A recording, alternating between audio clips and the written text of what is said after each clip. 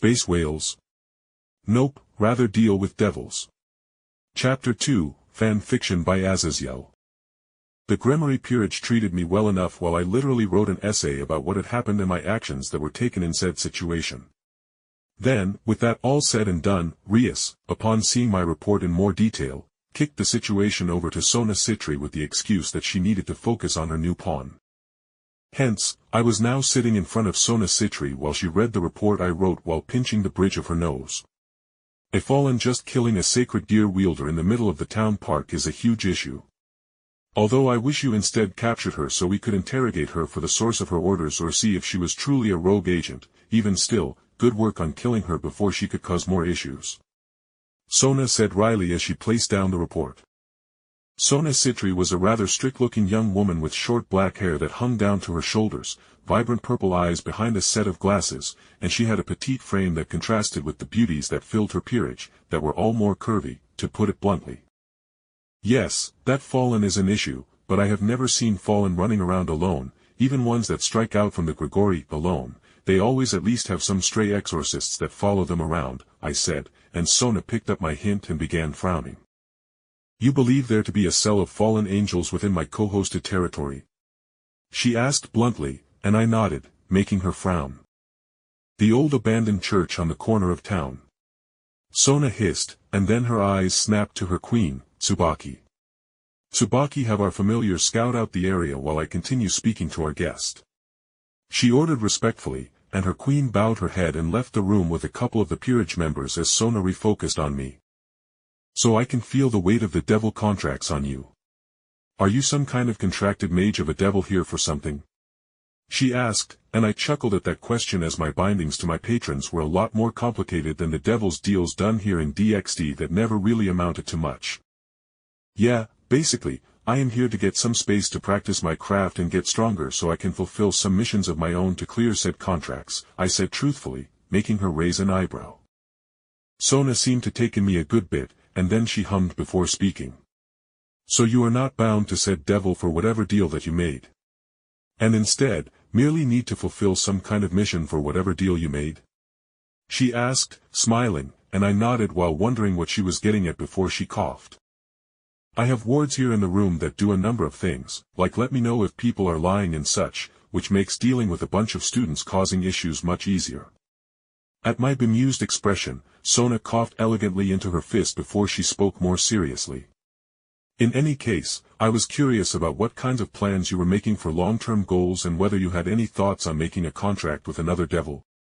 At Sona's question, I blinked as I honestly expected her to invite me to join her peerage or something.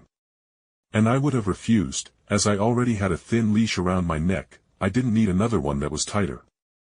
And more importantly, how this one was likely to spank my bare ass in the middle of my colleagues if I ever fucked up. An offer so soon after meeting and just after I brought trouble to your front door. I spoke somewhat jokingly and she seriously nodded, pushing up her glasses and making them flash against the reflective light coming down from the ceiling lights. Yes, Jake Barris, I wish to make a magician contract with you, as I have never had an opportunity for one, as my parents wouldn't allow one to contract themselves to me due to politics with how almost all mages are attached to one of the magician schools or orders. She explained before pausing. Everyone I approached typically had a terrible attitude, was scared of my sister, or worse, had a disdain for devils. Sona finished, bluntly making me shake my head. In either case, here's the contract for you to look at and think over for the next couple of days while we both observe one another, Sona said, handing me the contract, and I began reading it, and it was honestly not fucking at all bad. Sure, there was the stipulation that once every 6 months, Sona could call upon me to fill in a slot for one of her peerage members during a raiding game if they needed to be subbed out or to fill in a hole in her peerage if the said piece didn't have a member. But in return for that one stipulation, I received 2 things.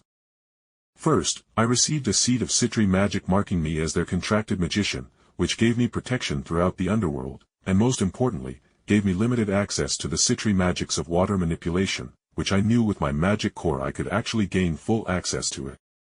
Secondly, I would receive bi-weekly training from one of her peerage members in a discipline I desired, along with a small retainer fee that would be paid to me to survive off of. This I started off double-checking and even held the paper up to the light to see if there was some kind of small print or hidden writing I couldn't see. "This contract is very advantageous to me," I said in an open question, and she snorted, shaking her head. "That it is, but frankly, you are weak now, magically speaking. So getting you stronger so I can offer a better contract in which we share our mana if we can come to an agreement is the most important thing. Plus I desire for my peerage members to become teachers in the magical school that focuses on rating games in the future." Sona truly smiled as she looked at me and then down at the contract. So, having them teach a novice is perfect in teaching themselves how to teach later on in the future, as we are already well skilled in the logistics of running a school. She explained with a smile, and I realized how many birds she was killing with one stone. I nodded and then even ran my magic over the contract to see if I could get anything out of it, and nope, not a damn thing, and nor did my senses scream at me this was a trap. And even if it was, I could literally just suffer for a week before teleporting to another world, so I just shrugged as I leaned forward to grab a letter opener on Sona's desk. "So a blood fingerprint, right?" I asked, and she nodded, dumbfounded as I slit my thumb open and then stamped the contract with a flourish of light. I felt another contract fill my soul and almost form a tether to me and Sona, with her twitching at the connection being made and frowning at the feeling. That was not a normal connecting being formed. What kind of magician? She spoke, but then her face twisted into shock as I raised a hand, as magical knowledge was downloaded into my mind about the Sitri magic of water manipulation, and then a lotus flower made out of ice appeared above my hand, clearly made out of the demonic magical energy of the Sitri clan. "You!" Sona started gaping at the ice lotus before facepalming as Tsubaki rushed into the room. "Sona, there is a whole cell of fallen inside the abandoned church with a couple of dozen exorcists. We need to call your sister for this diplomatic dash," Tsubaki monologued before she and the other girls drew off, seeing the ice lotus floating in my hands, and then they looked back to Sona, who flatly spoke. "Yeah. I am calling my dear sister to sort all this out," she said, looking at the ice lotus with something almost like jealousy.